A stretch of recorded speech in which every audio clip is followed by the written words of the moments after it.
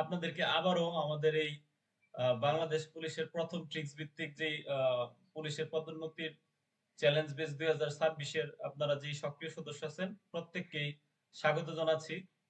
সৃষ্টিকর্তার অশেষ কৃপায় আমরা আজকে আরো একটি হাই ভোল্টেজ এবং প্রিমিয়াম কোয়ালিটির ক্লাস করতে যাচ্ছি।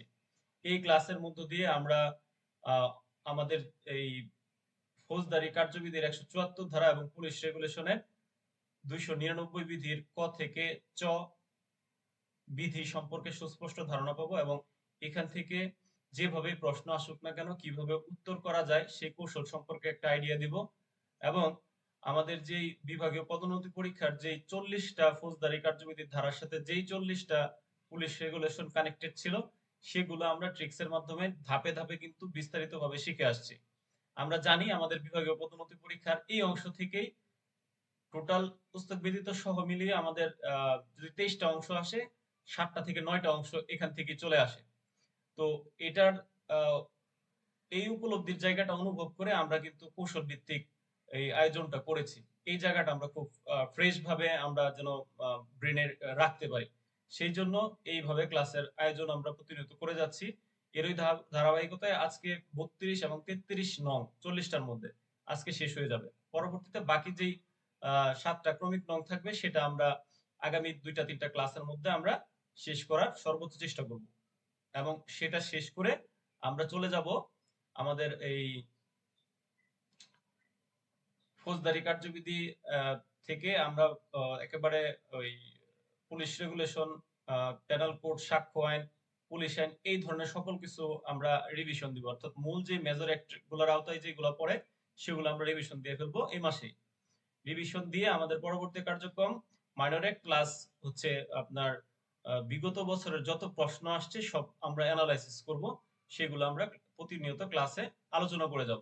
তাহলে আপনারা ইতিমধ্যে আমাদের ক্লাস প্ল্যানিং এবং আমরা এই ইন ফিউচার টাইমে আমরা কিভাবে আমরা ক্লাসগুলো পরিচালনা করব সেই সম্পর্কে আজকের ক্লাসের শুরুতে একটা সুস্পষ্ট ধারণা পেলেন এবং আমরা আজকে ফৌজদারি কার্যবিধির 174 এবং পুলিশ রেগুলেশনের 299 এর ক থেকে চ বিধি, ইভেন 175 ধারা এবং 176 ধারা, 175 এর সাথে 176 এর সাথে আমাদের 176 এর 1 এর সাথে 302 এর খ বিধি আর 176 এর 2 এর সাথে 303 এর 3 বিধি, এই বিষয়গুলো আমরা লেভেল 1 ভিত্তিক আলোচনায় পেয়েছিলাম।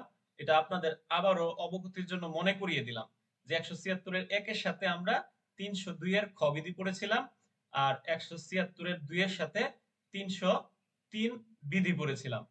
এই দৃষ্টিকোণ থেকে আমাদের আজকের ক্লাসের সামনে এগোচ্ছে। সবাই তাহলে একটু মনোযোগ দেন। আমরা আগে ট্রিক্সটা লিখি। আমরা তো মূলত এই টপিকগুলো মাত্র 2টা ট্রিক্সে শেষ করব। এর মধ্যে আমাদের যে প্রথম ট্রিক্সটা ছিল খুব ইজি একটা ট্রিক্স আপনার। আমরা তো আজকের আলোচনা হচ্ছে, আমি উপরে টপিকটা লিখি, হ্যাঁ, আলোচনার টপিক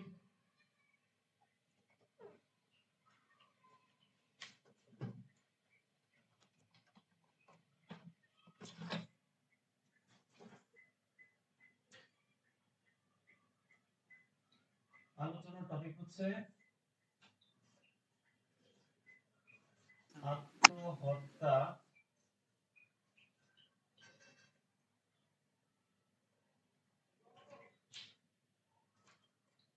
আত্মহত্যা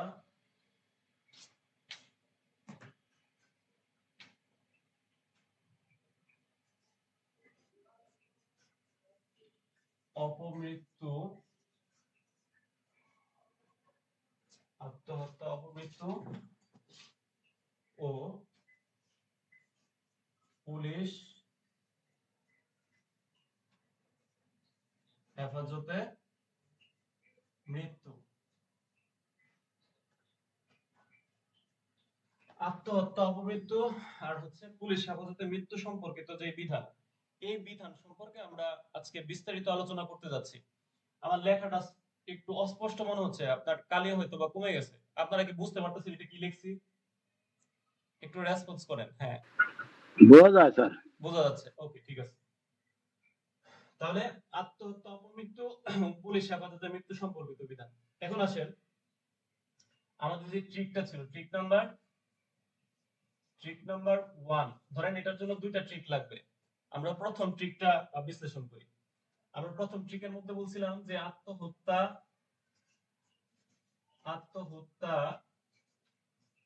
করলে আত্মহত্যা করলে আমরা বলছিলাম ব্যক্তির দুপাতে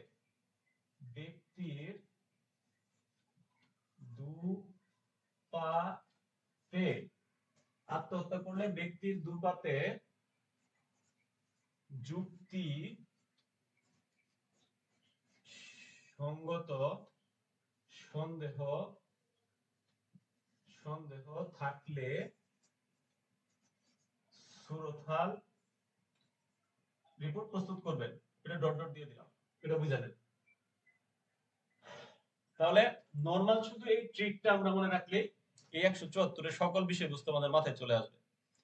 আত্মহত্যা করলে ব্যক্তির দুপাতে যুক্তিসঙ্গত সন্দেহ থাকলে সুরথাল রিপোর্ট প্রস্তুত করবেন। ওকে, তাহলে আমার সাথে একটু আপনারা ট্রাই করতে পারেন। আত্মহত্যা করলে ব্যক্তির দুপাতে যুক্তিসঙ্গত সন্দেহ থাকলে সুরতাল রিপোর্ট প্রস্তুত করবেন। জাস্ট এই ট্রিক, এটা মনে রাখলে আপনি পুরা এই আত্মহত্যা সম্পর্কিত অপমৃত্যু সম্পর্কিত যে এলিমেন্টস গুলা, সকল এলিমেন্টস গুলা চলে আসবে এই কথার ভিত্তিতে, ঠিক কিনা? এখন এটা আমরা একটু ভাঙি। আমরা বলতে পারি যে আমাদের সরকার কর্তৃক বিশেষ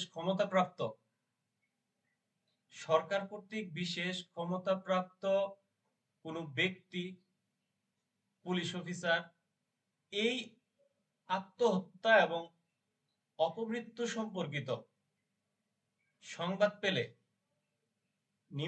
নিম্নবর্ণিত ক্ষেত্রের ভিত্তিতে সংবাদগুলা যদি প্রাপ্ত হয়, তাহলে তিনি আইনগত যে পরবর্তী প্রয়োজনীয় কার্যক্রম সেই কার্যক্রমগুলা গ্রহণ করতে পারেন। আমরা এটা কিন্তু 174 এর 1 ধারার শুরুতে এটা স্টার্টিং করে আমরা লিখে দিতে পারি বা বলতে পারি। তাহলে আমরা বলতে পারি যখন কোনো অপমৃত্যু আত্মহত্যা সম্পর্কিত কোনো সংবাদ পাওয়া যাবে, উক্ত সংবাদের ভিত্তিতে থানার অফিসার ইনচার্জ বা দায়িত্বরত পুলিশ অফিসার অথবা সরকার কর্তৃক বিশেষভাবে ক্ষমতাপ্রাপ্ত ব্যক্তি কি করতে পারবেন? পরবর্তী নিম্নবর্ণিত যে ক্ষেত্রগুলোর ভিত্তিতে সংবাদ পাবেন, পরবর্তী আইনগত ব্যবস্থা গ্রহণ করতে পারবেন। এই কথাটা, এই সেন্সটা আমাদের মাথায় ঢুকছে কিনা সবার? প্রথম এইটুকু, এই সেন্সটা মাথায় নেই আমরা, একটু রেসপন্স করেন, এই সেন্সটা মাথায় ঢুকছে কিনা? হ্যাঁ, আচ্ছা, মোটামুটি আমাদের এই সেন্সটা সবার মাথায় ঢুকছে, আমি ধরে নিলাম। এই সেন্সটা মাথায় ঢোকার পরে এখন নিম্নবর্ণিত কোন কোন ক্ষেত্র? প্রথম ক্ষেত্র হচ্ছে এই যেটা আত্মহত্যা করলে ক, অর্থাৎ 174 এর 1 উপধারার ক দফায় বলা হয়েছে যদি কোনো ব্যক্তি আত্মহত্যা করে সেই সংবাদ যদি আপনি প্রাপ্ত হন, একটা গেল, ক দফা গেল। পরে বলা হয়েছে ব্যক্তির দুপাতে, এটা দিয়ে আমরা ক দফাকে বুঝাইছি, ব্যক্তির দুপা দিয়া। এখানে ব্যক্তির বলতে বোঝানো হয়েছে অপর কোনো ব্যক্তির দ্বারা যদি কোনো ব্যক্তি মৃত্যু ঘটে বা মারা যায়, এটা একটা। আবার দু দিয়া বোঝানো হয়েছে দুর্ঘটনায় কোনো ব্যক্তি যদি মারা যায়, দু দিয়া দুর্ঘটনায় কোনো ব্যক্তি মারা যায়। পা দিয়া বোঝানো হয়েছে কোনো প্রাণী, জীবজন্তু বলি না, প্রাণীরা আমরা জীবজন্তু বলি না, ওই যত হচ্ছে যন্ত্র, তাহলে প্রাণীর সাথে যন্ত্রের একটা কানেকশন আছে, তাহলে প্রাণী বা যন্ত্রের দ্বারা যদি কোনো ব্যক্তি মারা যায়, তাহলে দু দিয়া হচ্ছে দুর্ঘটনায় যদি মারা যায়, পা দিয়া হচ্ছে প্রাণী বা জন্তুর দ্বারা যদি যন্ত্রের দ্বারা কোনো ব্যক্তি মারা যায়, এটা হচ্ছে খ দফা। তাহলে এই সকল ক্ষেত্রে পুলিশ অফিসার পরবর্তীতে কি কার্যক্রম গ্রহণ করবে? এই গ দফায় এসে উপরোক্ত পরিস্থিতিতে এই গ দফায় এসে পুলিশ অফিসারের কাছে যদি যুক্তিসঙ্গত সন্দেহ মনে হয় এই মৃত্যুটা নিয়ে, তখন পুলিশ অফিসার কাল বিলম্ব না করে ম্যাজিস্ট্রেটকে বিষয়টা জানাবেন। এই যুক্তিসঙ্গত সন্দেহের ক্ষেত্রে জানায় কি উনি বৈশা থাকবেন না, ওই স্থানীয় গণ্যমান্য উপস্থিত যে ব্যক্তিগণ আছে তাদের উপস্থিতিতে সুরতাল রিপোর্ট তদন্ত করবেন এবং 2-3 জন গণ্যমান্য ব্যক্তির উপস্থিতিতে সুরতাল রিপোর্ট প্রস্তুত করবেন। তাহলে এই সুরতাল রিপোর্ট প্রস্তুত দিয়া এই গদফা পর্যন্ত আমাদের শেষ। আমাদের এই পর্যন্ত বুঝতে কোনো ডাউট আছে ভাই? এই ট্রিক্সের মাধ্যমে কি আমরা পুরো 174 এর যে এলিমেন্টস গুলো আছে, একের ক খ গ দফার যে এলিমেন্টস গুলো আছে সব এলিমেন্টস আমরা পারবো না ভাই? হ্যাঁ, ঠিক আছে। তাহলে আমাদের ট্রিক্স নাম্বার 1 এ হচ্ছে আত্মহত্যা করলে ব্যক্তির দুপাতে যুক্তিসঙ্গত সন্দেহ থাকলে সুরতাল রিপোর্ট প্রস্তুত করবেন। তাহলে সুরতাল রিপোর্ট প্রস্তুত পর্যন্ত আমি গেলাম, শেষ। 2 এ এসে কি করব? 174 এর 2 উপধারা, 3 উপধারা আর হচ্ছে 5 উপধারা। মূলত আমাদের 2 এবং 3 উপধারা পর্যন্তই লাগে। তাহলে 2 উপধারায় কি করব? একজন লেখেন তো, মেসেজে লেখেন 2 উপধারার কাজ কি। সুরতাল রিপোর্ট প্রস্তুত করলেন, এখন সুরতাল রিপোর্টটা কি করবেন? কার কাছে পাঠাবেন? প্রস্তুতকৃত সুরতাল রিপোর্টটা লেখেন একজন। কেউ লেখার সিস্টেম বুঝেন না? ম্যাজিস্ট্রেটের কাছে পাঠাবো স্যার। রাইট। এই প্রস্তুত ওই যে আদালতে, হ্যাঁ আদালতে পাঠাবো, অর্থাৎ একজন দায়িত্বশীল ক্ষমতাপ্রাপ্ত যে ম্যাজিস্ট্রেট আছে ওনার নিকট পাঠাবো বা আদালতে পাঠাবো, লেখেন, সমস্যা নাই। ওটা হচ্ছে 2 এর কার্যক্রম। তাহলে 2 এ তো আমার এখানে আর কোনো কিছু নতুন করে শেখার কিছু নাই, শেখানোরও কিছু নাই। 174 এর 2 উপধারা। আর 3 উপধারাতে এসে যখন মৃত্যু নিয়ে সন্দেহ তৈরি হয়, এই সন্দেহ তৈরির ক্ষেত্রে আপনি পুলিশ অফিসার হিসেবে কি করবেন? এখানে কিন্তু বিষয়টা স্পষ্ট করা হয়েছে। এই সন্দেহের ক্ষেত্রে অবশ্যই আপনি এই লাশটা হেফাজতে নিয়ে আপনি কি করবেন? ময়নাতদন্তের জন্য বিজ্ঞ আদালতে, ময়নাতদন্তের জন্য মর্গে প্রেরণ করবেন। এটা হচ্ছে প্রথম কাজ, ঠিক কিনা? যদি দূরত্ব এবং আবহাওয়াজনিত কারণে লাশটা পচে যাওয়ার সম্ভাবনা থাকে তাহলে এই মর্গে পাঠানোর বিষয়টা একবারে অর্থহীন হয়ে পড়ে। এক্ষেত্রে মর্গে পাঠানোর প্রয়োজন নাই বা আমাদের মর্গে পাঠানোর প্রয়োজন নাই, এই বিষয়টাই এখানে হাইলাইট করা হয়েছে। আমি কি বুঝাইতে পারছি? 174 এর 3 ধারা ওকে। আর 4 হচ্ছে বাতিল। 5 এ বলা হয়েছে ম্যাজিস্ট্রেটের যে কার্যক্রম। 5 এ কি বলা হয়েছে? 5 এ কি একজন লেখেন তো সংক্ষেপে সহজ ভাষায় লেখেন দেখি। কি কারো খেয়াল নাই? ভুলে গেছেন? খেয়ে ফেলছেন? ক্ষমতাপ্রাপ্ত ম্যাজিস্ট্রেটের কাজ। ক্ষমতাপ্রাপ্ত ম্যাজিস্ট্রেটের কাজ। আচ্ছা, ওইটা আমাদের তো দরকার নেই। আমরা তো 174 এর 1, 174 এর 2, 174 এর 3, 4 বাতিল, 5 আমাদের লাগে না। আমরা তাহলে 3 পর্যন্তই শিখি, এটুকুই ভালোভাবে মনে রাখি। ঠিক আছে? ওকে। তাহলে আমরা চলে যাব এখন 299 বিধি। এই 174 এর যে আলোচনা, বিস্তর আলোচনা, এখানে আর নতুন করে কোনো আলোচনার জন্ম দেওয়ার সুযোগ নাই। আইন আমি জন্ম দিতে পারবো না, আইনের ধারাও আমি সৃষ্টি করতে পারবো না। আইন প্রণেতাগণ, আইন বিশারদগণ সেটা সেভাবেই গুছাই দিচ্ছেন। আমরা শুধু এটাকে বিশ্লেষণ করতে পারি নিজের মতো করে। তবে আইনের সেন্স সেপারেশন করে না, আইনের সেন্সটাকে আঁকড়ে ধরেই আমাদের বিশ্লেষণটা করতে হয়। তাহলে আমরা মনে হয় এখানে সবকিছু ক্লিয়ার হয়ে গেছে। আমরা ট্রিক নাম্বার 2 এ চলে যাব। ট্রিক নাম্বার 2 এ হচ্ছে এই 174 এর সাথে যে কানেক্টেড যে বিষয়টা, অর্থাৎ ওই কানেক্টেড বিষয় বলতে এখানে অস্বাভাবিক মৃত্যু বা অপমৃত্যু মৃত্যু ক্ষেত্রে আপনার করণীয় কি? পুলিশ অফিসার হিসেবে করণীয় কি? ওইটাও তো করণীয়, তাই না? এই যে এই তরিকুল স্যারদের একটা প্রশ্ন আসছিল যে অপমৃত্যু সংক্রান্ত সংবাদ আসলে আপনার করণীয় কি, এরকম একটা প্রশ্ন আসছিল নাকি তরিকুল স্যার? কি জানি একটা প্রশ্ন আসছিল। হ্যাঁ, আসছিল। প্রশ্নটা কি ছিল বলেন? কি আল্লাহ? ওই তো এরকমই যে অপমৃত্যুর সংবাদ আসলে পুলিশ অফিসার হিসেবে আপনার করণীয় কি, এটাই তো চাইছিল, জানতে চাইছিল। তো এটা এটা কিন্তু বিভিন্ন জন বিভিন্নভাবে লিখতে পারবে, উপস্থাপনা বিভিন্ন জন বিভিন্নভাবে করতে পারবে। আমিও কিন্তু এই জিনিসটা আলোচনা করছিলাম আপনাদের। কিন্তু আপনি যদি আইনের এই শিকড়টা জানেন, তাহলে আপনি আপনার মন মতো যেভাবে খুশি সেভাবে উপস্থাপন করতে পারবেন। ১৭৪ এর ১ এর ক, খ, গ এই ৩ টা দফা আপনার দফা, তারপরে হচ্ছে ২, ৩ এর বিষয়টা যদি আপনার জানা থাকে, আর হচ্ছে এইটুকু জানা থাকলে আপনি এই বিষয়টাকে, আর হচ্ছে ২৯৯ এর যে ক থেকে চ বিধি, এটুকু জানা থাকলে প্রশ্ন যেভাবে আসুক আপনি আপনার মতো করে কিন্তু পরীক্ষায় লিখে দিয়ে আসতে পারবেন। এই বিষয়গুলো কিন্তু প্রাসঙ্গিক, এর বাইরে কিন্তু কিছুই লেখার নাই।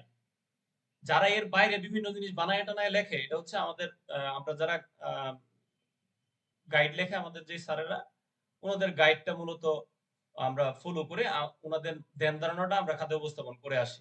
কিন্তু আমাদের নিজস্ব ধ্যান ধারণাটা অ্যাপ্লাই করার সুযোগ কিন্তু আমরা পাই না ওই গাইড সরাসরি আগে ফলো করি দেখে। কিন্তু আমি কিন্তু সেটা করতেছি না, আপনাদের মূল বইয়ের যে জিনিসটা সেটা কিন্তু আপনাদের আগে ব্রেনে গেঁথে দিচ্ছি, যাতে আপনার ক্রিয়েটিভিটিটা বের করে নিয়ে আসতে পারি। এবং আমার যে উপস্থাপনা আমি আমার মতো করে তো বলবোই, আপনি আপনার ক্রিয়েটিভিটির জায়গাটা ক্রিয়েট করবেন, এটার সুযোগ আমি তৈরি করে দিচ্ছি। তো আমাদের প্রথম ট্রিক্সটা ক্লিয়ার হয়েছে সবার, আমরা দ্বিতীয় ট্রিক্সটা যাচ্ছি। দ্বিতীয় ট্রিক্সে আমরা পড়ছিলাম দু একটি অস্বাভাবিক মৃত্যু হলে হেফাজতে সংরক্ষণ করো শীঘ্রই। দু একটি অস্বাভাবিক মৃত্যু হলে হেফাজতে সংরক্ষণ করো শীঘ্রই। আমি এটা লিখে ফেলি, তাহলে আপনাদের জন্য সুবিধা হবে। এই একটা মাত্র ট্রিক্স দিয়ে আপনার এই 299 এর একবারে বিস্তর বিষয় চ পর্যন্ত আপনি মনে রাখতে পারবেন। দু একটি অস্বাভাবিক অস্বাভাবিক মৃত্যু হলে হেফাজতে হেফাজতে সংরক্ষণ করো শীঘ্রই। সংরক্ষণ করো শীঘ্রই। আচ্ছা, আমি যে ট্রিক্সটা লিখছি দেখেন তো ট্রিক্সটা আপনাদের লেখা বোঝা যায় কিনা, লেখাটা কি বোঝা যাচ্ছে কিনা? বোঝা যায় স্যার, বোঝা যাচ্ছে। আচ্ছা, এখন এটা আমি বিশ্লেষণ করি। এখানে আমি বলছি যে আপনাদের এই 299 এর ক থেকে চ বিধি, এই টোটাল ৬টা বিধি আছে, এই ৬টা বিধি আপনি মনে রাখতে পারেন এই ট্রিক্সের মাধ্যমে। সেটা কিভাবে প্রুফ করে দেই? এই যে এই দু দিয়া হচ্ছে আপনার ক বিধি, একটি দিয়া হচ্ছে খ, অস্বাভাবিক দিয়া হচ্ছে গ, মৃত্যু দিয়া হচ্ছে ঘোড়ার গ, হোলের খ দিয়া হচ্ছে উ, আর হেফাজতে দিয়া হচ্ছে চ। ঠিক আছে, এই যে আপনার এগুলো হচ্ছে আপনার বিধি। এখন বুঝাই দিই, তাহলে একবারে নরমাল না? দু একটি অস্বাভাবিক মৃত্যু হলে হেফাজতে সংরক্ষণ করো শীঘ্রই। তাহলে এটা নারী নক্ষত্র সব শিখা হয়ে গেল, এটা মনে রাখতে চান। তাহলে এর চাইতে আর সহজ ভাবে তো আমার মনে হয় না আপনি জিনিসটাকে আয়ত্ত করা সম্ভব। এখন দেখেন, দু দিয়া বলা হয়েছে দুর্ঘটনার তথ্য রেকর্ড করতে হবে। দু দিয়া দুর্ঘটনার তথ্য রেকর্ড করতে হবে। তাহলে দুর্ঘটনার তথ্য যে রেকর্ড করবেন, আমরা এজাহারের যে ১৫৪ ধারার যে বিষয়টা ছিল, এফআইআর রেকর্ডের যে বিষয়টা ছিল, ওইটা যেভাবে রেকর্ড করতাম, আমলযোগ্য অপরাধের নেই এই দুর্ঘটনার তথ্যটা রেকর্ড করতে হবে। সেটা বিপি ফর্ম কত ৪৮ নং মূলে। আমলযোগ্যটা করতাম আমরা ২৭। গুড, ওই যে লতিফ ভাই লিখে দিছে বিপি ফর্ম নং ৪৮ মূলে, এটা ওই আমলযোগ্য অপরাধের নেই রেকর্ড করতে হবে। তাহলে দুর্ঘটনার তথ্যটা রেকর্ড করতে হবে, এবং এটা কে করবে আমরা জানি, পুলিশ অফিসার করবে, থানার ভারপ্রাপ্ত কর্মকর্তা বা দায়িত্বরত যে পুলিশ অফিসার আছে সংশ্লিষ্ট, উনি করবেন। আচ্ছা ফাইন, তাহলে আমরা ক বিধি পেয়ে গেলাম, দু দিয়া দুর্ঘটনার তথ্য রেকর্ড করতে হবে। তারপরে দুর্ঘটনার তথ্য রেকর্ড করবে একটি, একটি দিয়া বোঝানো হয়েছে একজন পুলিশ অফিসারের বক্তব্য, অর্থাৎ একজন, একটি দিয়া একজন পুলিশ অফিসার। একজন পুলিশ অফিসার ওই যে যেই জায়গায় আহ আহ, ওই অপমৃত্যুর সংবাদটা পাওয়া গেছে, হ্যাঁ, ওখানে আপনি কি ওই ঘটনাস্থলে আপনাকে যেতে হবে। ওই ঘটনাস্থলে যাওয়ার পরে আপনার কাজটা কি? একজন দায়িত্বশীল পুলিশ অফিসার ওই ঘটনাস্থলে যাবেন, যে ওই লাশটা কি হেফাজতে নেবেন। হেফাজতে নেওয়ার পরে ওই স্থানীয় ২-৩ জন গণ্যমান্য ব্যক্তিবর্গদের উপস্থিতিতে কি করবেন? স্বাক্ষর নিবেন। স্বাক্ষর নিয়ে সুরতাল রিপোর্ট প্রস্তুত করবেন এবং তার তদন্ত কার্যক্রম শুরু করবেন। অর্থাৎ আহ এই বিষয়টা এখানে একটি দিয়ে বোঝানো হয়েছে একজন পুলিশ অফিসারের যে কার্যক্রম, ওই রেকর্ড করার পরে ঘটনাস্থলে যে যেই কার্যক্রমের বিষয়টা আছে। তাহলে একটি দিয়ে একজন পুলিশ অফিসারের যে কার্যক্রম এই ঘটনাস্থলে যাওয়ার পরে এই বিষয়টা কিন্তু এখানে হাইলাইট করা হয়েছে, ঠিক কিনা? বুঝতে পারছেন? এবং চূড়ান্ত রিপোর্ট যে উনি লেখা শুরু করবেন এই বিষয়টা কিন্তু সুস্পষ্ট করা হয়েছে। তাহলে এটা হচ্ছে খ বিধি, একটি দিয়ে একজন পুলিশ অফিসারের যে কার্যক্রম। আর অস্বাভাবিক দিয়ে, এটা কিন্তু বোঝার বিষয়, খুব একটা ট্রিকি একটা বিষয় এই অস্বাভাবিক। আমরা জানি আপনার অস্বাভাবিক বলতে অপমৃত্যু মামলার বিষয়গুলা 24 ঘন্টার মধ্যে শেষ করার বিধান আছে, মানে একদিনের মধ্যে। কিন্তু একদিনের মধ্যে যদি তদন্তটা শেষ না হয় তাহলেই তো সেটা অস্বাভাবিক হয়ে গেল। এটাই বোঝানো হয়েছে, অস্বাভাবিক দিয়ে আমি এটাই বুঝাইছি। তাহলে একদিনের বেশি বা একদিনের অতিরিক্ত সময় যদি লাগে সেক্ষেত্রে আপনার কেস ডায়েরিটা লিখতে হবে। অপমৃত্যু মামলার যে বিষয়টা, তখন কেস ডায়েরি লিখতে হবে। তাহলে এটাকে বিশ্লেষণ করলে আমরা বুঝতে পারি অপমৃত্যু মামলাটা 24 ঘন্টার মধ্যে যদি বিজ্ঞ আদালতে প্রতিবেদন আকারে পাঠানো যায় তাহলে আর কেস ডায়েরি লেখার প্রয়োজন নাই। এটাই তো আমরা বুঝতে পারি নাকি? না অন্য কিছু বুঝাইছে এখানে? আর যদি 24 ঘন্টার মধ্যে অপমৃত্যু মামলার তদন্ত রিপোর্টটা আমরা না দিতে পারি তাহলে সেক্ষেত্রে করণীয় কি, এই বিষয়টা এখানে ক্লিয়ার করা হয়েছে। তাহলে কেস ডায়েরিটা লিখতে হবে। এই নিয়ে একটা প্রশ্ন কিন্তু আসছিল, আপনাদেরও আসতে পারে, খুব ইম্পর্টেন্ট। তাহলে এটা মূলত 299 এর যে গ বিধি আছে এই বিধিতে এই বিষয়টা আলোচনা করা হয়েছে, আর 174 ধারার বিষয়। ঠিক আছে, আমি মনে হয় বুঝাইতে পারছি। এটা নিয়ে আর কিছু বলতে হবে? 100 মানে 299 এর যে গ বিধি আছে এটা নিয়ে বলতে হবে? মনে হয় না, বলার প্রয়োজন নেই। একটু রেসপন্স করেন তো, সবাই বুঝছেন কিনা? Quick response. হুম, স্যার সন্দেহ হইলে স্যার সন্দেহ। হ্যাঁ হ্যাঁ বলতেছি, এই পর্যন্ত আমরা বুঝতে পারছি। আর ওই যে লতিফ ভাই যেটা টাচ দিছে ওটা আমি চাইতাম আগে এই পর্যন্ত ক্লিয়ার হয়েছে না দেখতেছি। তারপরে এই অস্বাভাবিক যে বিষয়টা, তখন যখন সন্দেহ হবে, সন্দেহ সৃষ্টি হলে কিন্তু 157 ধারা মোতাবেক ব্যবস্থা গ্রহণ করতে। ওইটা আমরা ফৌজদারি কার্যবিধির 154 ধারার ক্ষেত্রেও শিখছি, 174 এর এই 299 বিধিতে এসেও এই গদফা এই বিষয়টা শিখলাম, গদ বিধিতে। তাহলে সন্দেহ সৃষ্টি হলে অবশ্যই 157 ধারা মোতাবেক ব্যবস্থা গ্রহণ করতে হবে। ঠিক আছে, সন্দেহ দন্তস্ব দিয়া আর 157 দন্তস্ব দিয়া, এটা মনে রাখেন। Okay fine, thank you. তাহলে আমাদের ক খ গ দফা শেষ। এখন আসলে মৃত্যু নিয়া। একই ঘটনায় যদি একাধিক মৃত্যু ঘটে একই ঘটনায়, সেক্ষেত্রে ওই মৃত যেই লাশগুলা আছে সেই লাশগুলার সুরতাল রিপোর্ট সব একটার মধ্যে করতে হবে, তাই না? একটা সুরতাল রিপোর্টে সবগুলো না করবো না? আলাদা আলাদা না করতে স্যার, হবে স্যার, আলাদা এক এক ব্যক্তির আলাদা এক আলাদা একজন করতে করতে হবে হবে। স্যার। আলাদা আলাদা করতে হবে, আর পুলিশ রিপোর্ট দিতে হবে, দাখিল করতে হবে একজন একই ইয়েতে আর কি স্যার। একসাথে দিলে হবে স্যার। Thank you. দেখছেন, এমন আমার স্টুডেন্ট, আমি যদি ভুলভাল বলি তাহলে সাথে সাথে ধরে ফেলে। তরিকুল স্যার একটু মনোযোগ দিয়ে, আপনি তো লেখালেখি করতেছেন, নোট ডাউন করতেছেন, এটা ভালো।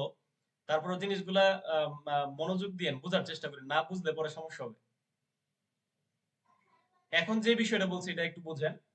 আমি এখন বলছি যে আপনার একই ঘটনায় যখন মৃত্যু ঘটবে এই একাধিক মৃত্যুর ক্ষেত্রে সুরতাল রিপোর্টটা কি আলাদা আলাদা করবেন, না একটা সুরতাল রিপোর্টে 2-3টা লাশের সুরতাল প্রস্তুত করে ফেলবেন? স্যার আলাদা আলাদা করতে হবে স্যার, যদি আলাদা আলাদা করতে হবে। আলাদা আলাদা করতে হবে। এবং হ্যাঁ আলাদা আলাদা করতে হবে। এবং ওই চূড়ান্ত রিপোর্টের ক্ষেত্রে, চূড়ান্ত রিপোর্ট দেওয়ার ক্ষেত্রে কেস ডায়েরি যখন লেখা হবে, কেস ডায়েরি তখন কি আলাদা আলাদা হবে না একটাতেই? একটাতেই হবে। একটাতেই হবে। এই জিনিসটাই বোঝানো হয়েছে মূলত। এই মৃত্যু সম্পর্কিত বিষয়, যখন মৃত্যু ঘটবে, একই ঘটনায় যখন একাধিক মৃত্যু হবে তখন করণীয় কি, এই ঘোড়ার গবিধিতে এই জিনিসটা ক্লিয়ার করা হয়েছে 299 এর ঘোড়ার গবিধিতে। আমার মনে হয় মোটামুটি সবাই বুঝে গেছেন, খুব ইজিলি বুঝতে পারছেন। এবং এগুলা থেকে ট্রিকি প্রশ্ন হবে গ্যারান্টেড। তারপর হোলের হ দিয়া হেফাজতে নিতে হবে। মোট কথা এই এরপরেও কিন্তু হেফাজত, এই বিধি আর বিধি দুইটাই হেফাজত। অর্থাৎ আমরা বলতে পারি যে হেফাজত দিয়া দুইটা, শেষের দুইটা হচ্ছে কি হেফাজত দিয়া। আমাদের যে বিধি হেফাজতে নেওয়ার কথা বলা হয়েছে, কি কি বিষয়ে থানা হেফাজতে নিতে হবে। ওই যে প্রাথমিক তথ্য আমরা যে 299 ক যে বিধি আছে, 299 ক বিধি অনুযায়ী যে আমলযোগ্য অপরাধের ন্যায় যে 48 নং বিপি ফর্মে রেকর্ড করছি, ওই প্রাথমিক তথ্যটা এবং ওই চূড়ান্ত রিপোর্ট যে আমরা দিলাম এই পর্যন্ত, আগের কার্যক্রমে যে চূড়ান্ত রিপোর্ট প্রদান করলাম, এই চূড়ান্ত রিপোর্টের বিষয় দুইটা কি হেফাজতে নিতে হবে। এবং ওই মৃত ব্যক্তিদের যে মৃত্যু সংক্রান্ত যাবতীয় তথ্যাদি আছে তা থানার যে মৃত্যু রেজিস্টার আছে মৃত্যু রেজিস্টারে অন্তর্ভুক্ত করতে হবে। ক্লিয়ার? তাহলে হেফাজতে নেওয়ার বিষয়টা কি হেফাজতে নিব আমি? ওই প্রাথমিক তথ্য আর চূড়ান্ত রিপোর্ট যে আমি প্রস্তুত করে পাঠাইলাম আগের বিষয়টা, ওই কপিগুলা আমি থানা হেফাজতে নিব। এবং আমার যে এই আসামিদের সুরত রিপোর্ট প্রস্তুত করছি তাদের যে তথ্যাবলী আছে ওই মৃত্যু রেজিস্টারে আমি অন্তর্ভুক্ত করব। 299 এর বিধি বোঝা গেছে? হেফাজতে নেওয়ার বিষয়টা, হেফাজত দুইটা হেফাজত, একটা হেফাজতের বিষয় ক্লিয়ার করলাম, আরেকটা হেফাজত হচ্ছে চবিদির মধ্যে, মানে আমার এলাকায় মারামারি হয়েছে, আমার এলাকায় মারামারি সংগঠন হয়ে আঘাতপ্রাপ্ত হয়েছে আমার থানা এলাকায়, ওই ব্যক্তি যে অন্য থানা এলাকায় মারা গেছে, এক্ষেত্রে করণীয় কি? এক্ষেত্রে করণীয় হচ্ছে যেই থানা এলাকায় মারা গেছে ওই থানা এলাকার অফিসার ওই ব্যক্তির সুরতাল রিপোর্ট প্রস্তুত করবেন। আর আমি আমার থানা এলাকায় যেহেতু ঘটনা ঘটছে, আমার অফিসার ইনচার্জের নির্দেশে বা ঊর্ধ্বতন কর্তৃপক্ষের নির্দেশে আমি ওই অফিসারকে তার তদন্ত কার্যক্রমে সহযোগিতা করব এবং ভিকটিম যারা আছে, ভিকটিমের যে আত্মীয় স্বজন তারাও সহযোগিতা করবে। এটি হচ্ছে 299 চবিধি। অর্থাৎ এই জিনিসে একটা বিষয় এখানে আমি আবারও ক্লিয়ার করি। এখানে অনেকের প্রশ্ন আসতে পারে যে স্যার তাহলে মামলা তদন্তকারী অফিসার কে হবে? যেই থানা এলাকায় ঘটনা ঘটছে ওই থানা এলাকার অফিসার হবে? এই বিষয়টা নিয়ে আপনাদের বক্তব্য কি বলেন তো? বাস্তবতার নিরিখে আপনারা এরকম ঘটনা ফেস করছেন, থানাতে চাকরি করছেন, কেউ পাইছেন এরকম ঘটনার প্রেক্ষিতে বলেন। কে বলতে ঘটনা পারবে? যে এলাকার একজন, হ্যাঁ সন্দীপ বলো। ঘটনা যে এলাকায় ঘটছিল, মারা সে যেখানেই যাক না কোনো ঘটনা যে থানা এরিয়ায় ঘটবে, ওই থানার অফিসার, যে কোনো অফিসার এটা তদন্ত করতে পারবে। মানে ঘটনা যে এলাকায় ঘটবে ওই এলাকার থানা অফিসার তদন্ত করতে পারবে? হ্যাঁ, হ্যাঁ, হ্যাঁ। কিন্তু মারা মারা যদি সে অন্য থানায় যায়, যেমন একটা লোকালের থানায় একটা ঘটনা ঘটলো কিন্তু মারা গেল সদর হসপিটালে, তখন সুরতাল করবে ওই সদর থানা কর্তৃক, আর লোকাল থানা কর্তৃক হচ্ছে তদন্ত করবে। মোট কথা সুমন ভাই লিখে দিয়েছে সুরতাল রিপোর্ট প্রস্তুতকারী অফিসার তদন্ত করবে। সুমন ভাই লিখে দিয়েছে, তাহলে সুরতাল রিপোর্ট যে অফিসার প্রস্তুত করবে সেই অফিসারই তদন্ত করবে। ক্লিয়ার? আমাদের দেখার বিষয় ওই থানা এলাকায় যদি মারা যায়, মারা যাওয়ার পরে ওই থানা এলাকার পুলিশ অফিসার যদি সুরতাল রিপোর্ট প্রস্তুত করে তাহলে উনি তদন্ত করবে। আর যদি আমার থানা এলাকায় আমি যদি যাই, আমার অফিসার ইনচার্জ বলে ঊর্ধ্বতন কর্তৃপক্ষের নির্দেশে আমাদের কার্যক্রম পরিচালিত করতে হয়, আমি যদি সুরতাল রিপোর্ট প্রস্তুত করি তাহলে আমি এটা তদন্ত করব। সোজা কথা, এখানে এখানে দ্বিমত রাখার কোনো প্রয়োজন নাই। আচ্ছা, তাহলে আমি একটা বিষয় একটু একটু একটা কোশ্চেন করবার চাই। তাহলে যে এই যে যে অনেক অনেক লাশ তো তোমার হলো এই ধরো যে ধরো গাজীপুর টঙ্গী থেকে আসলো ঢাকা মেডিকেলে। এখন ঢাকা মেডিকেলে আসলে এই জায়গার যে লাশটা, এটা তো শাহবাগ থানার মধ্যে বললো, শাহবাগ থানার দারোগা যদি এই লাশটা সুরতাল করে, কিন্তু এটা কিন্তু প্রতিবেদন ওই টঙ্গী পূর্ব থানায় দেয়, কিন্তু মামলা হয় টঙ্গী পূর্ব থানায়, কিন্তু এর থেকে সুরতালটা করে দিল শাহবাগ থানার দারোগা।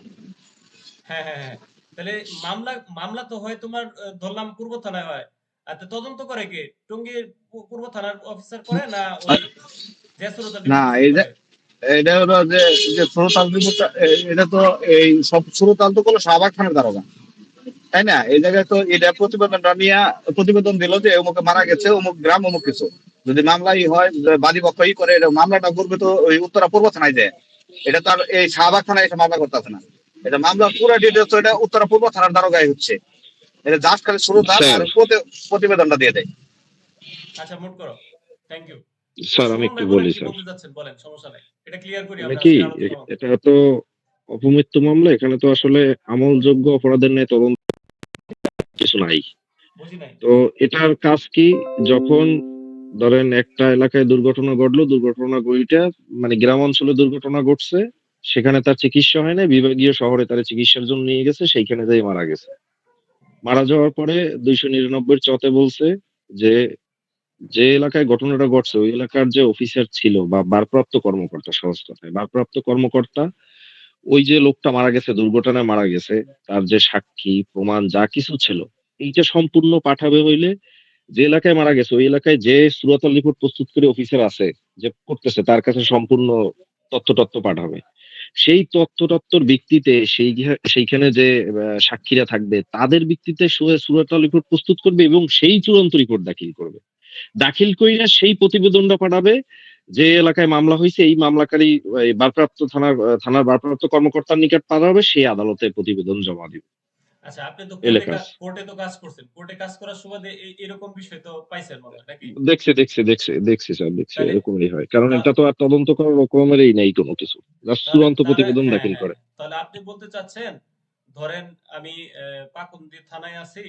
পাকুন্দিয়া থানায় একটা এরকম গ্রামের মধ্যে ঘটনা ঘটছে, মারামারি আমার থানা এলাকায়। এখন তার ময়মনসিংহ হাসপাতালে পাঠানো হয়েছে। ওই ময়মনসিংহ হাসপাতালে সে মারা গেল। এখন ওইখানের পুলিশ অফিসার শ্রোতাল রিপোর্ট প্রস্তুত করলো। কথাটা বোঝার চেষ্টা করি।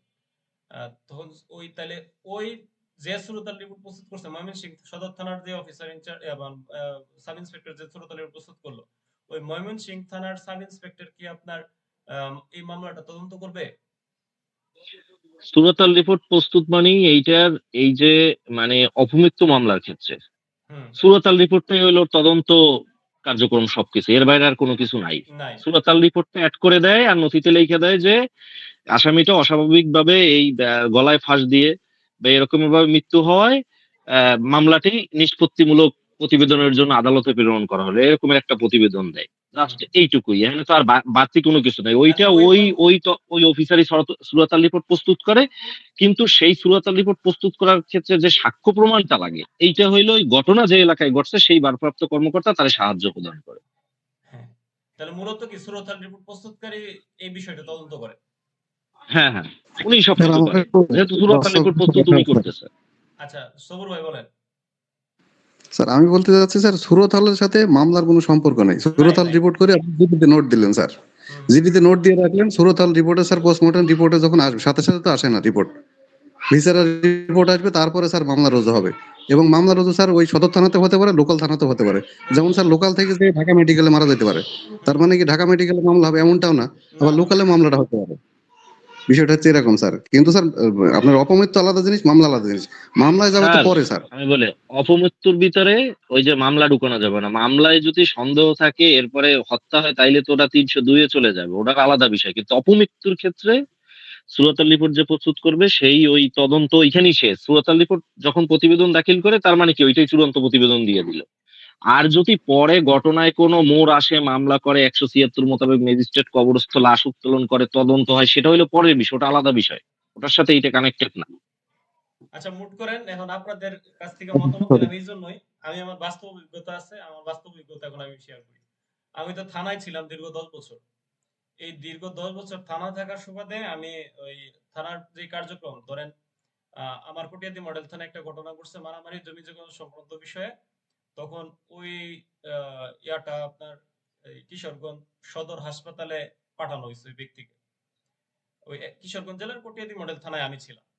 তো তারে যে পাঠানো হয়েছে ওইখানে আবার আমাদের অফিসার ইনচার্জ ওই থানার অফিসার ইনচার্জ বলে দিছে যে ভাই, আমার একটা এরকম ঘটনা গেছে আপনাদের এখানে, আপনি একটু খেয়াল রাখেন। তো ওই অফিসার ইনচার্জ একজন সাব ইন্সপেক্টর আবার এই বিষয়ে এঙ্গেজ করছে যে ভাই তুমি যাও খোঁজ খবর নাও, কি অবস্থা। সে বলল স্যার মারা গেছে। ঠিক আছে, তাহলে সুরতাল রিপোর্টটা প্রস্তুত করো। প্রস্তুত করে ওই যেই বিজ্ঞ আদালতে পাঠানোর যে বিধানটা এটা তুমি করে দাও। এক্ষেত্রে ওই তো ওই সে যেহেতু এই কাজটা করছে তাহলে সেই মূলত এটা তদন্ত করছে ওই সদর থানার যে বিষয়টা। তখন সংশ্লিষ্ট কোর্টের মাধ্যমে কিন্তু সংশ্লিষ্ট আমার যে থানা, এই থানায় কাগজটা কিন্তু আবার ফিডব্যাক আসছে। পরবর্তীতে এই বিষয়টা যখন ওই যে যেটা সুমন ভাই বলল, যদি কোনো এই পোস্টমর্টম রিপোর্টের ভিত্তিতে পরবর্তীতে যদি কোনো মোড় নেয়, তখন সেটা মামলা রুজু হবে। মামলা রুজু হইলে সেক্ষেত্রে আবার ঘটনাস্থল যেই জায়গায় ওই আমার থানা এলাকায় মূলত নতুন আয়ু তখন নতুন আয়ু নির্ধারণ হবে, হ্যাঁ সমস্যা কি? নতুন আয়ু মামলা যখন হয় এই নির্ধারণ হয়। আমার থানা এলাকার যে পুলিশ অফিসার সেই বিষয়টাকে হ্যান্ড হ্যান্ড মানে নিয়ন্ত্রণ করবে। সে তদন্ত কার্যক্রম বা মামলা শুরু থেকে শেষ পর্যন্ত পরবর্তী সে নিয়োগপ্রাপ্ত হয়ে এই কার্যক্রমটা পরিচালিত করবে। আমার মনে হয় এখন আপনারা পুরো বিষয়টা খোলাসা হয়েছে। এটা আমার বাস্তব অভিজ্ঞতার আলোকে বলতেছি এবং আমি নিজে রিপোর্ট প্রতিবেদনগুলো লিখছিলাম এবং আমি এগুলো হাতাইছিলাম। আর এখানে নিয়ে আর আপনারা দ্বিমত রাখেন না, কোনো ডাউট রাখেন না। ঠিক আছে? তাহলে এই যে 299 এর যে চবিধি, এই চবিধিটা হচ্ছে আমাদের খুব ট্রিকি একটা জায়গা। এই ট্রিকি জায়গাটা মনে রাখবেন। এটাও হেফাজতের বিষয়। এখানে হেফাজত এখানে কি হেফাজত করা হয়েছে? কে সুরতাল রিপোর্ট প্রস্তুত করবে, কে কাকে সহযোগিতা করবে, এই হেফাজতের বিষয়টা এখানে আসছে চবিধিতে।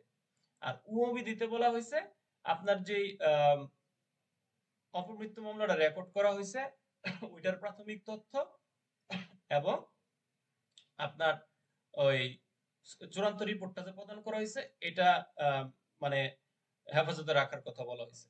এবং তারা যে মৃত্যুবরণ করছে যারা, তাদের এই মৃত্যু সংক্রান্ত যাবতীয় তথ্য সুরতাল রিপোর্টের যে তথ্যগুলো সংগ্রহ করেছে ওগুলা আমাদের থানার যে মৃত্যু রেজিস্টার আছে মৃত্যু রেজিস্টারে অন্তর্ভুক্ত করার কথা বলা হয়েছে, হেফাজত করার কথা বলা হয়েছে।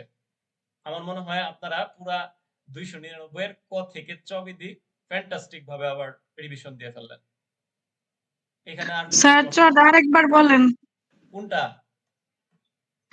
স্যার চট আরেকবার বলেন আচ্ছা, আপনাকে। চ বিধির মূল বিষয়বস্তু শুধু এটুকু মনে রাখবেন যে কোনো এলাকায়, আমার থানা এলাকায় যদি কোনো মারামারি সংঘটিত হয় বা কেউ আঘাতপ্রাপ্ত হয়, সে পার্শ্ববর্তী থানা এলাকায় যে বা পার্শ্ববর্তী জেলার মানে থানার পার্শ্ববর্তী যে থানাটা আছে এখানে যায় যদি সে মৃত্যুবরণ করে এবং ওইখানে মৃত্যুবরণ করলে ওই থানা এলাকার পুলিশ অফিসারই সুরতাল রিপোর্ট প্রস্তুত করবেন।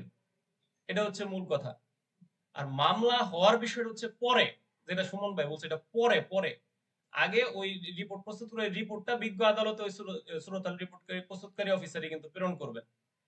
বিজ্ঞ আদালতে প্রেরণ করলে এই বিষয়টা তো আবার ঘটনার সিকোয়েন্স অনুসারে আমার থানা এলাকায় তো আবার আসবেই এই কাগজটা। পোস্টমর্টমের রিপোর্ট তো আমি পাবোই। পোস্টমর্টমের রিপোর্ট পাওয়ার ভিত্তিতে আমার নতুন করে যদি মূল নেই ঘটনার, তখন মামলা আমার থানায় রুজু হয়ে নতুন মামলা তদন্তকারী কর্মকর্তা নিয়োগ করতে পারেন অফিসার ইনচার্জ। এটা হচ্ছে মূল সেন্স এই সেকশনের, এই বিধির। এখন বুঝতে পারছেন লিজা আপু? এখন আর কোনো ডাউট নাই তো নাকি? না মাথার উপর দিয়ে যাচ্ছে?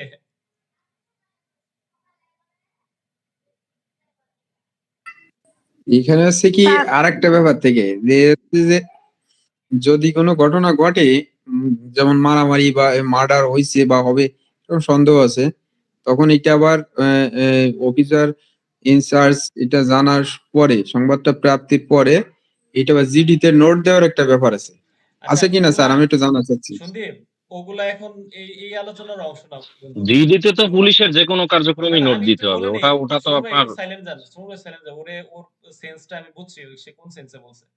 এই বিষয়গুলো আমরা আলোচনা করব। তুমি যেগুলো বলতেছো না, এগুলো আমরা লেভেল 3 তে প্রশ্নভিত্তিক এবং ব্যাখ্যামূলক যে আলোচনা, ওইখানে কিছু ক্রিয়েটিভিটির কাজ আছে খাতে উপস্থাপন করা। ওই সময় তোমার এই বিষয়গুলো কাজে লাগবে, বুঝছো? এখন তোমার এগুলা কোনো কাজে লাগবে না। এখন তোমার মূল সেন্সটা ক্লিয়ার করো। পরে ওগুলা তুমি কয় না যে মানে আহ, এক কি বলে, জিলাপি যে বানাইতে জানে সে পেঁচাই বুঝে যেভাবে হোক মানে সে বানাইতে পারে। তো তুমি যদি এই আইনটা জানো, এটা যেভাবে হোক ওইটা যেভাবে প্রশ্ন চাবে মূল আইনটা জানলে ওটা গুছায় গেছে তুমি লিখতে পারবে। এটাও বিষয়টা হচ্ছে এরকম। আমরা এখানে সময় নষ্ট না করি, আমাদের 175 ধারাতে চলে যাই এখন আমরা। স্যার ওই যে তদন্ত নির্দেশিকার একটা আমি দিয়ে দিছি, এই 174-এর চয়ের 299 চয়ের তদন্ত নির্দেশিকায় যেভাবে ডিটেলস লেখা আছে, আমি একটা ওই হোমওয়ার্ক ডিবিতে দিয়ে দিছি, আচ্ছা সবাই একটু আচ্ছা পড়ে নিয়ে। আচ্ছা, এখন শুনেন, পরে আমরা ওইটা নিয়ে আরো সময় পাবো। এখন আজকের পড়াশোনার মূল বিষয়বস্তু শেষ না করতে পারলে আবার নিজের কাছেও খারাপ লাগবে আপনার। আমরা ওই 299 শেষ করলাম, 175 ধারা এখন একটু পড়ি। 175 ধারায় বলা হয়েছে কি, দুই বা ততোধিক ব্যক্তি কে লিখিতভাবে তলব করতে পারবে ওই সুরতাল রিপোর্ট প্রস্তুতকারী যে পুলিশ অফিসার আছে উনি, বা ওই সরকার কর্তৃক বিশেষভাবে ক্ষমতাপ্রাপ্ত যে ব্যক্তি আছে উনি কিন্তু 2 বা ততোধিক ব্যক্তিকে তলব করতে পারবেন এবং তাকে যে সকল প্রশ্ন করবে সেই প্রশ্নের উত্তর দিতেও সে বাধ্য থাকবে। যদি প্রশ্নগুলা এমন হয় যে প্রশ্নগুলা করলে সে ফৌজদারি অপরাধের সাথে বা কোনো দণ্ড বা তার সম্পত্তি বাজেয়াপ্ত হইতে পারে, এই ধরনের প্রশ্ন হয়ে যায়, উত্তর দিতে গেলে তাহলে এই ধরনের প্রশ্ন তাকে করা যাবে না।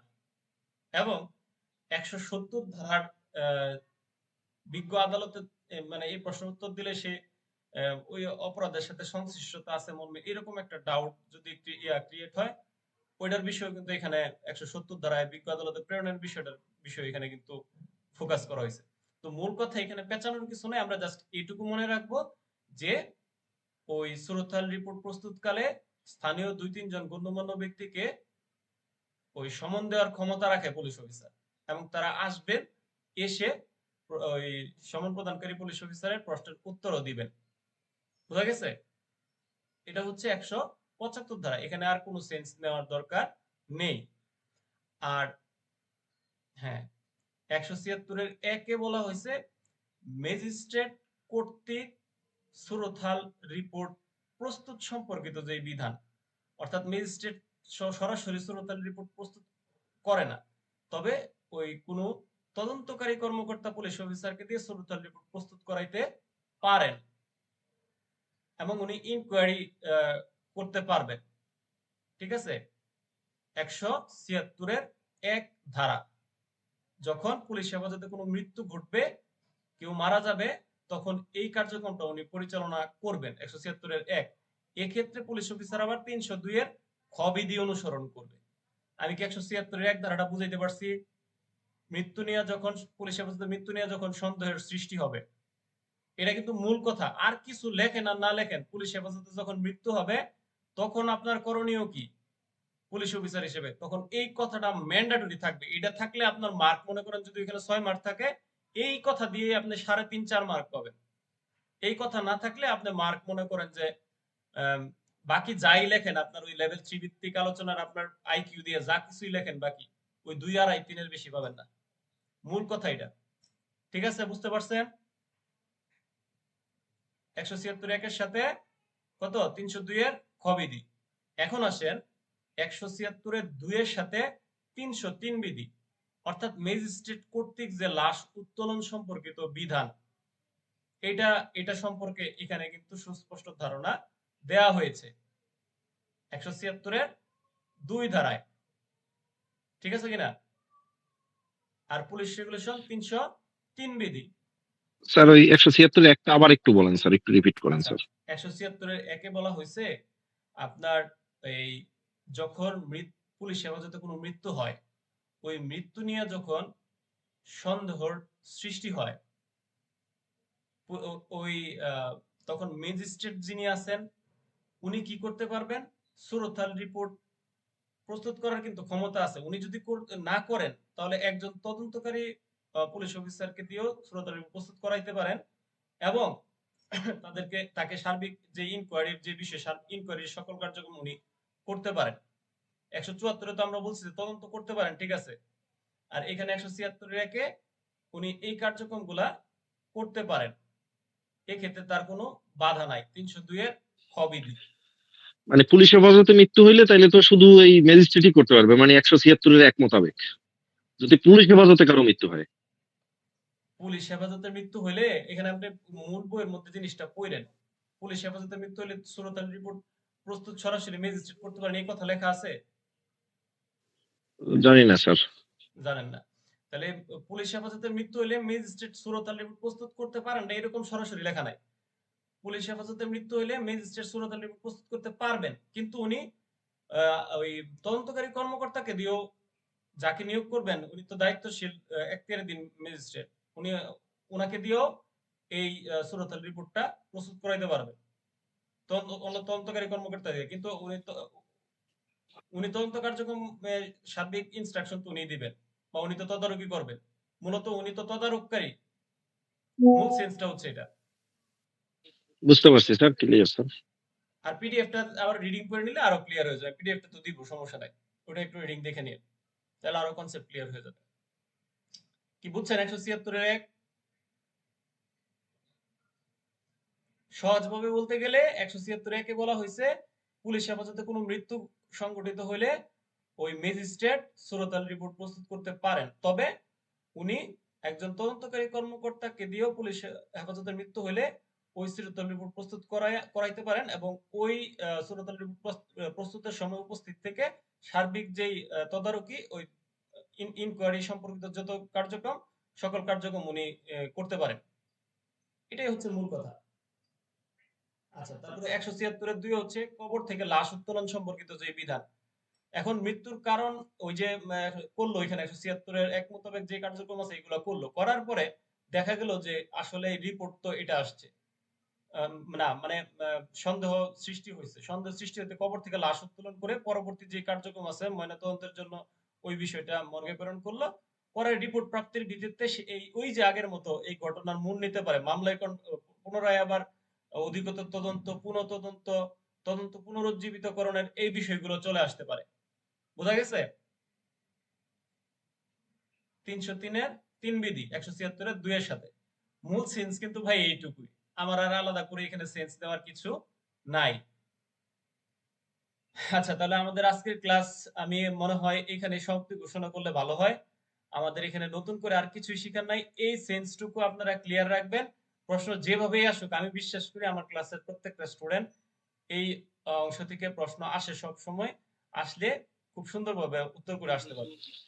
তাহলে আমরা অনেক এই বড় 40টার একটা বাইরেও কি চ্যাপ্টার, আরো বড় একটা পড়াবেন টপিক কিনা? শেষ করতে সক্ষম হব, এবং পরবর্তীতে আমরা যা পড়াশোনা করছি এতদিনে সব রিভিশন দেওয়ার পর্যায়ে চলে যাব। ঠিক আছে? বলছি যে স্যার এই 40টার বাইরেও আরো পড়াবেন কিনা পিআরবি? পিআরবি তো অনেক। 40টার বাইরে সেটা হচ্ছে আমি তো বলছি যে 9টার মতো আসে। 9টার মধ্যে 7টা এখান থেকে মাস্ট বি পাবেন। এই 7টা আপনার ভালোভাবে আনসার করার জন্য এইভাবে আপনাকে প্রিপেয়ার করা হয়েছে। আর বাকি যে 2টা আছে ওই 2টার জন্য আলাদা এফোর্টস পড়ে ভাই। আমার সিস্টেম পড়ার আপনি মনে হয় বুঝে ফেলছেন যে আমি 2টার পিছনে যেই শ্রম দিব ওই শ্রমের অর্ধেক দিয়ে আসে আমি 7টা প্রশ্নের অংশ কমন পাবো। তাহলে আমি আগে এইটা কভার করি, পরে ওইটা। আমি মনে হয় বুঝাইতে পারছি। আমার স্যার থিসিসের পিআরবি পিআরবি মানে যে কয়েকটা পড়ানো হয়েছে এর মধ্যে কিছু মানে আমি গ্যাপ দিছি স্যার, সবগুলো একসাথে দিলে আমার একটু ভালো হতো। আচ্ছা, একবারে আমি বলে রাখি আপনাদের, একবারে 40টা শেষ করে পুরো 40টার শীটটা একটার মধ্যে দিয়ে দেবো। এখন তো আলাদা আলাদা দিচ্ছি, তখন একটার মধ্যে পেয়ে যাবে। সেক্ষেত্রে আপনাদের আর কোনো সমস্যা হবে না।